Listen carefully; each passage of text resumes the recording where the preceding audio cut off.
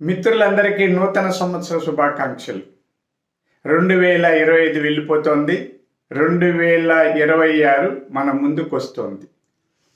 ఈ నేపథ్యంలో మన జీవితంలో ఒక నూతన అధ్యాయాన్ని ప్రారంభిద్దాం.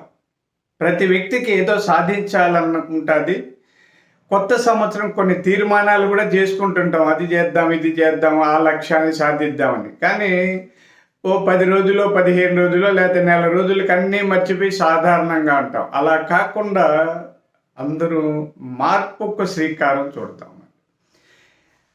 మొదట ఆలోచనలు మార్చుకోండి. మీ ఆలోచనలు ప్రతికూలం నుంచి సానుకూలం వైపు పయనించాలి.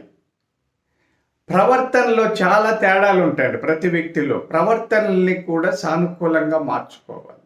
వ్యక్తిత్వాన్ని మార్చుకోవాలి. చెడు అలవాట్లు, చెడు స్నేహాలు వదిలేసి మంచి అలవాట్లు, మంచి స్నేహాలు చేసుకోవాలి. దీన్ని క్వాలిటీ సర్కిల్స్ అంటుంటాం.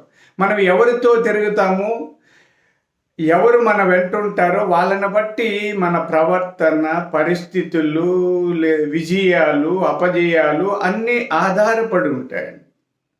కాబట్టి ఈ రోజు నుంచి ఒక నూతనమైన మానసిక స్థితిని ఆవిష్కరించడానికి అందరూ ప్రయత్నం చేస్తారు. సహజంగా ఎక్కువ మనం విమర్శలు చేస్తుంటాం. ఆ సహేతుకమైన విమర్శలని విశ్లేషణాత్మకంగా చేయడం నేర్చుకుంటే చాలా మంచిది. మొత్తం మీద విమర్శలు కాకుండా విశ్లేషణలు చేద్దాం. ఈ మరింత సమాజానికి ఉపయోగపడే విధంగా మన చేతలు ఉండాలి. అంటే మన నడవడిక, మాట తీరు అన్నీ. ద్వేషం వదిలేద్దామండి, మానవత్వం పెంచుకుందాం. ఒక చిన్న విషయానికి ద్వేషం పెంచుకొని రచ్చ చేస్తూ మానసికంగా ఒత్తిడికి గురవుతున్నాం. సమాజాన్ని కూడా ఒత్తిడి వైపు నెట్టేస్తున్నాం.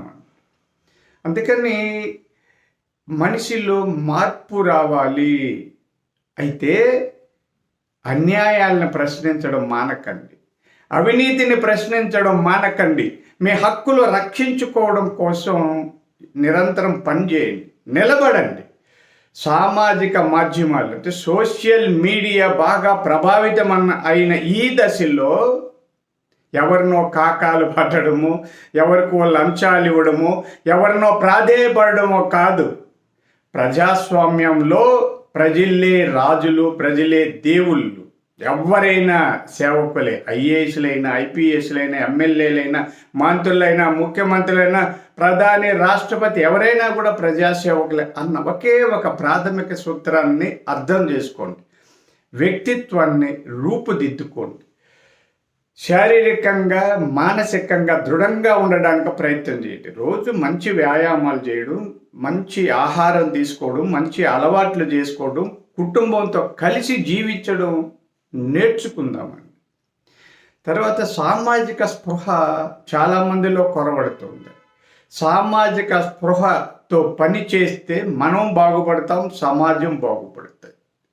నిరాశ నిస్పృహలను వదిలేసి లక్ష్యాన్ని సాధించడం కోసం ప్రయత్నం లేదు. ఆ లక్ష్యం చిన్నదా పెద్దదా అవసరం లేదండి.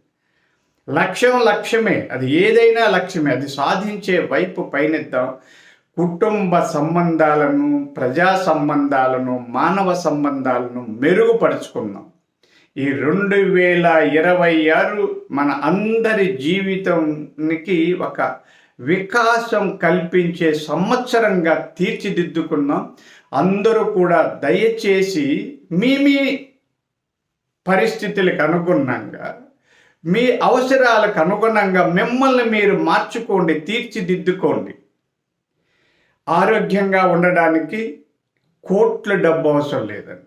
ఆనందంగా ఉండడానికి మిలియన్స్ ఆఫ్ డబ్బు అవసరం లేదండి. సంతోషం ఇవన్నీ మనం సొంతం చేసుకోవడానికి గుణం ఒక్కటే. కాబట్టి మంచి గుణం, శీలం నిర్మాణం చేసుకొని సానుకూల వ్యక్తిత్వాన్ని సొంతం చేసుకొని హాయిగా బతికేద్దాం. అందరికీ నమస్కారం.